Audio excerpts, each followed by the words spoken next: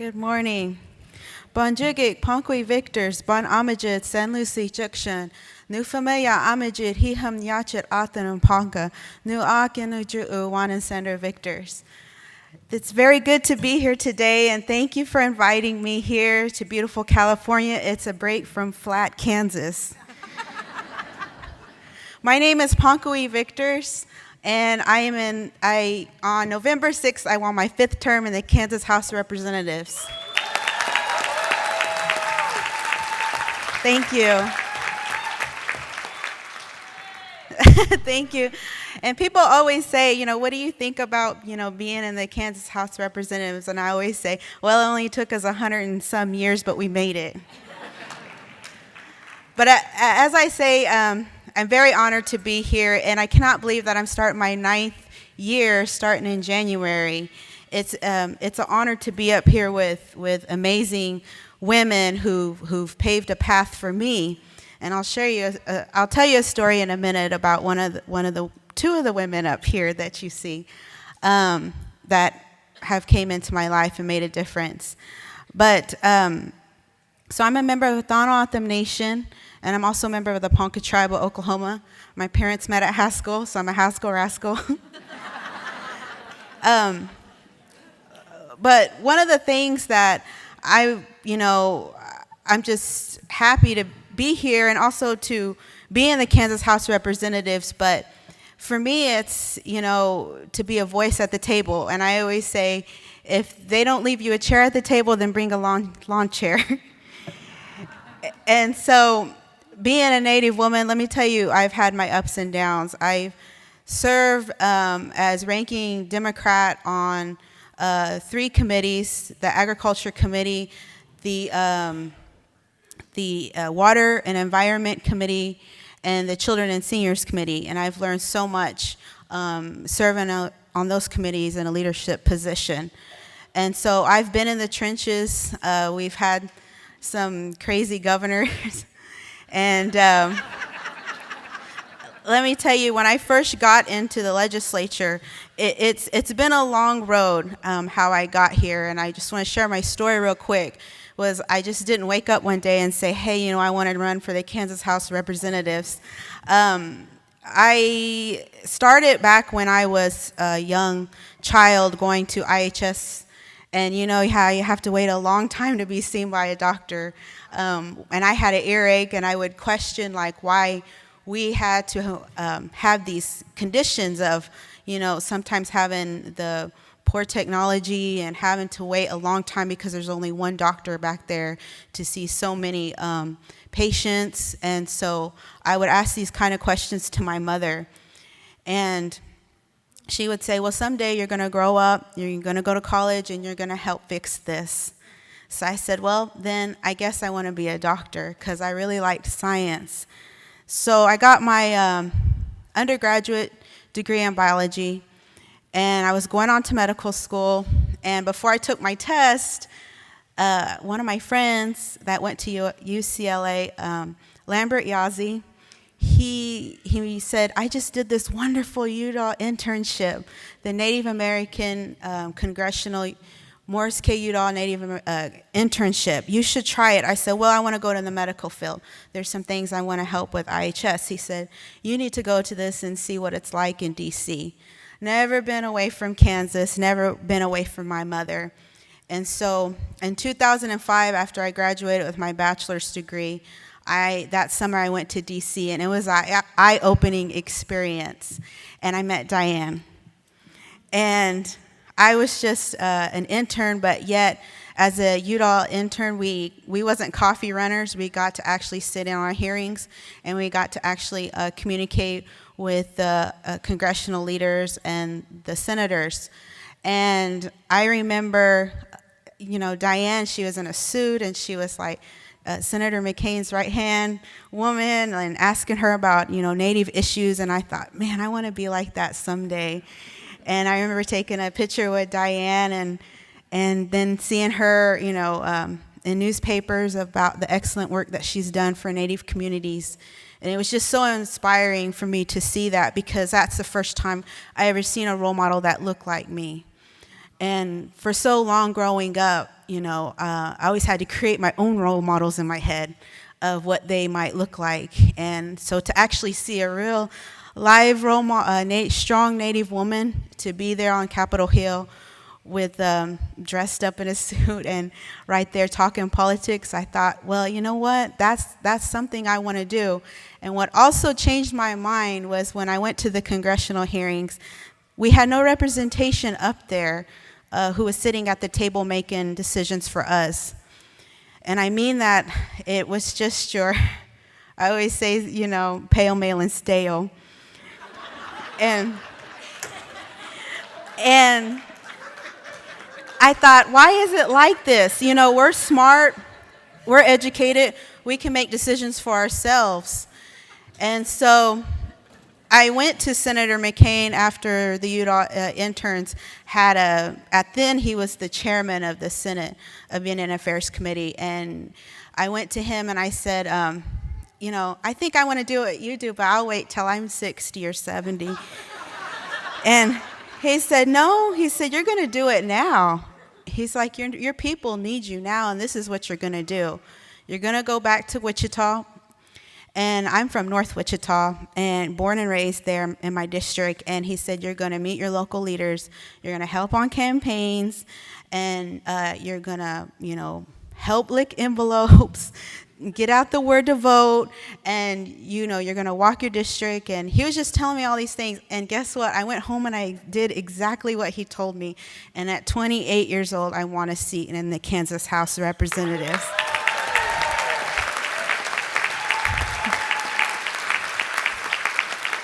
And it was a very odd situation how that happened. And that one day I got a call from the first Latina in the Kansas House of Representatives, who was our then state representative, Delia Garcia.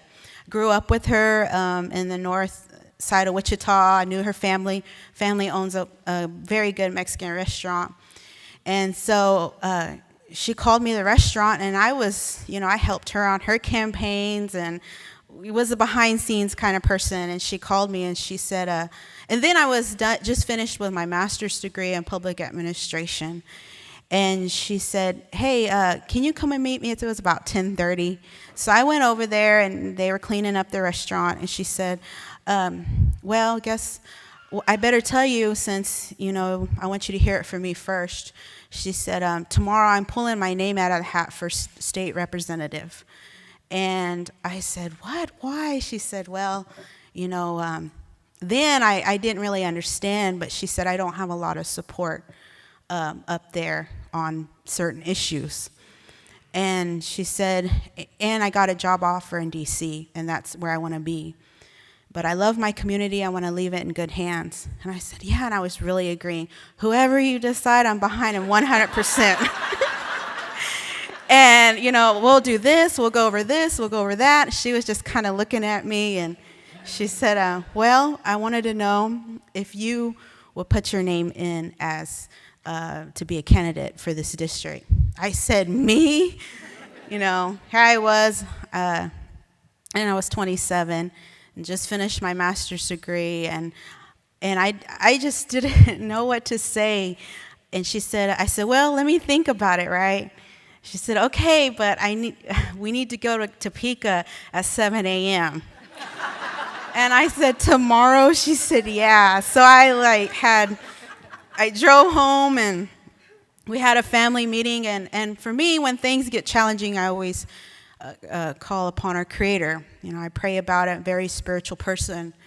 And I talked to some of my tribal elders then and had to wake them up and ask them about their advice.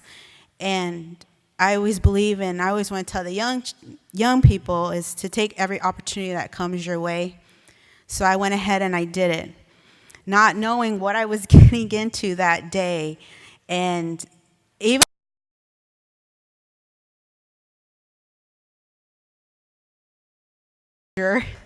so I said, Mom, can you be my treasurer?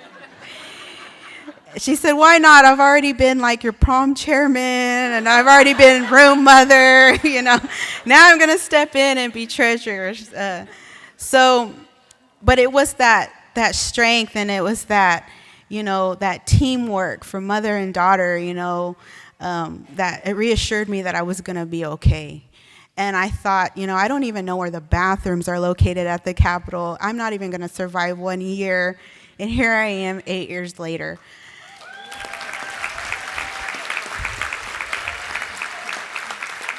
So it was that courage, of being and being afraid of the unknown. I've always been, I always like a good challenge, so I took it on, and I went ahead and in my first day right away. So my name is Ponka-We, and first day of kindergarten, I got in a fight because somebody called me a dirty Indian, and then it was because of that I knew I was going to have trouble sometimes with my name because people was going to judge me right away.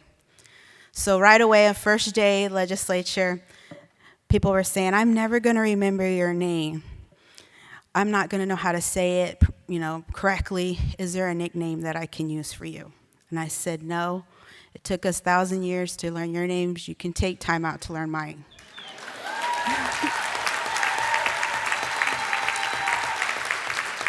And I said, don't forget the representative either. So my thing was, when I got to the Capitol, there was no representation of the 4 tribes there at the Capitol. They were left out of the conversation. They were not at the table, and that's, the Prairie Band Potawatomi Nation, the Kickapoo tribe, the Iowa tribe, and the Second Fox Nation. And so what I wanted to do was bridge that gap, or bridge that government-to-government relationship. And so I helped sponsor and create a bill that reserves the first Wednesday of every February legislative session as the 4 Tribes Day at the Capitol. And it passed with full support. And then, thank you. And then after that, we had Indian tacos at the governor's mansion. And we had the governor's mansion, who was a very strong conservative Republican. He allowed us to come into his home and make fried bread, and we had the whole place stinking like fried bread. And it was a good day, and we invited legislators, and we invited different secretaries to come, and we all had a good meal that day at the mansion. And after that, I just seen the need to create, give a voice to the tribal leaders and say about different issues that happen at the Capitol. Like, hey, you should be here for this important health hearing, or whatever, even if it's about like dental therapists or whatever the case may be. And so from that, I asked our minority leader, and I always say I'm the super minority and the super minority in Kansas. And I asked him, where are the tribes at in my first day? And he said, well, they don't care, so I guess they don't have any issues. That's why they're not here. And that was from my own, supposedly, people, my own party. So it's like I have to prove 10 times to my own people that are supposed to have my back. So I have ended up working with everybody across the aisle, because that's who we are as Native people, is we don't have enemies, and we don't judge people just by their different parties. We try to work with everybody. So I'm very thankful that I've created different bills to help get tribes to much success in their own communities. One of the things is that I also fight for is immigration. I fight against anti-immigration laws, and I've taken a lot of hits, but it's made me a stronger person. And Representative Buffalo can vouch for me about the kind of things that she's seen, because she's my former intern. And so it's these kind of things that help me. There's a lot of times where I think, why am I doing this? I could be, at doing a better job, or I could be doing, living a comfy life, and here I am in the trenches at 3 a.m. on the House floor in my suit, fighting over the budget. But it's because of things like this and seeing Ruth and seeing Diane again that I'm right where I'm supposed to be. And so, and some other legislation that's passed that I've helped pass is I had parents who would email me about schools not letting them wear their eagle feathers on their caps or their tribal regalia. So we made that a law that no government entity or school can tell them that they can't.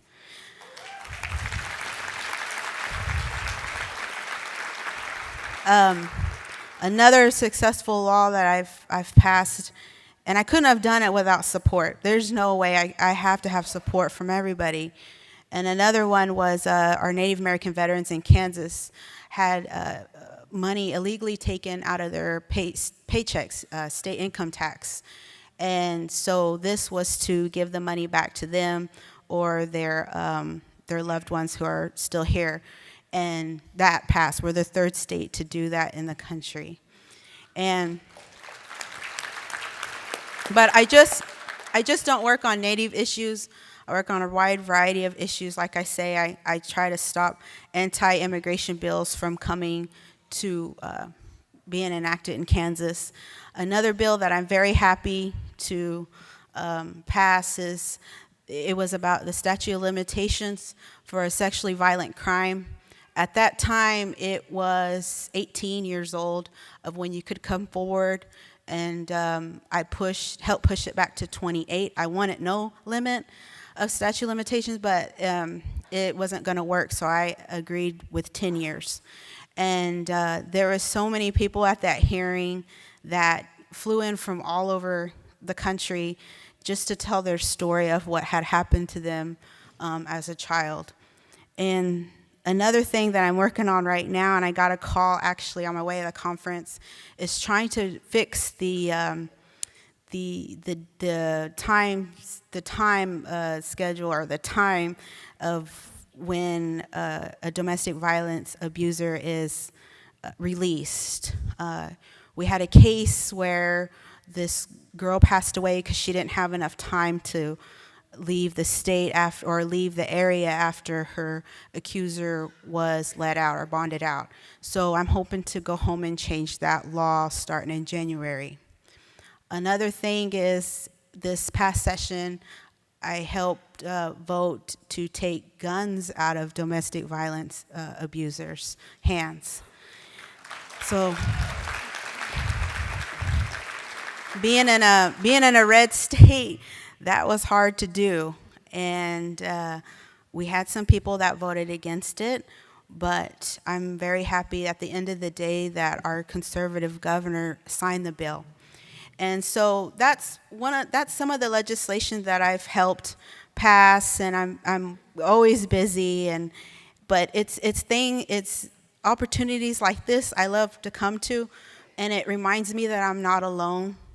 Because even though I may seem like I'm alone in Kansas, being the only Native American legislator and constantly educating my colleagues about issues and about our needs and about what we need as a community, and even though I don't, even live near the 4 tribes in Kansas, I feel like, I represent them as well when I'm in Topeka. And so this is where I draw my energy from. And so I'm just, I'm happy to be here, very honored to be here. And also I'm looking forward to help Ruth, too, along the way, because I know it can be a scary process when you're sitting at a table with a room full of men. And so now, Ruth, you're going to have to be like the mother, like me, at that table and say, now, let's all get along. But and I want to give praise to my mother, because she's the one that helped guide me, and she is a strong Native American woman, and we've had a lot of pain in our family, losing loved ones to addiction or domestic violence or whatever the case may be. But she did leave me one piece of advice, and I want to share that with you. And she said, you're our eyes and ears when you're at the Capitol. She said, but I will tell you one thing. If I hear those men up there making you cry, I'll give you something to cry about when you come home. So ever since then, that's in my mind. And I do cry, it's in the car or it's in my office. And it's not in front of my mother. But that's the kind of women that we need in our lives. Find, if you don't have a role model in your family, find one. Diane's been my role model. Even she might have not even known it, but I've always seen her in different newspapers and magazines. And I've always looked up to her. And I just want to tell you thank you for that day, because I was just amazed and awe to see Senator McCain asking her for advice and her opinion on different issues. And that's what I wanted to do someday. So she helped pave a road for me and put that thought in my head. And I also want to tell the young people out there, or the students, and I'm working on my doctorate's degree right now too, from Creighton.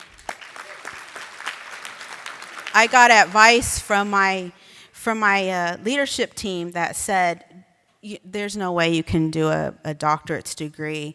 There's no way you can do school like this. This is your life right now. And guess what?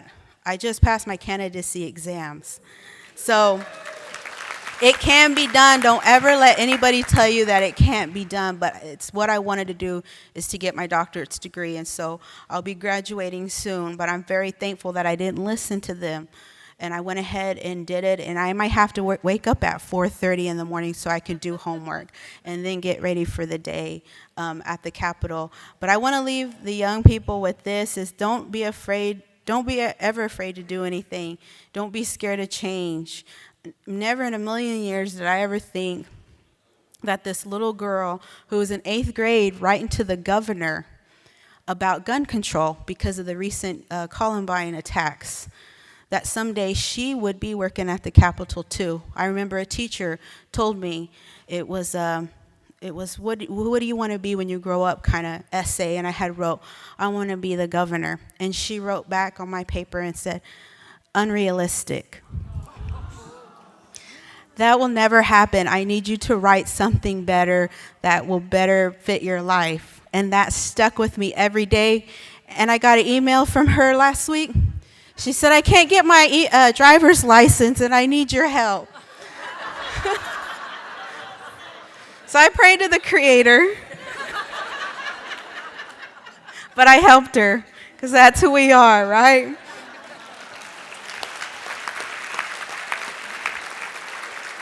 So I wanted to leave you with that, and thank you again, and to the survivors, and domestic violence, just being here, this is why I'm fighting, and I needed that to come back around. I needed that lesson again of why I'm there at the State House. And so if you're ever in Kansas, Topeka, Kansas, come visit me. I always say we have an Indian on the top of our Capitol. We have one inside. So come visit me. Thank you. We belong.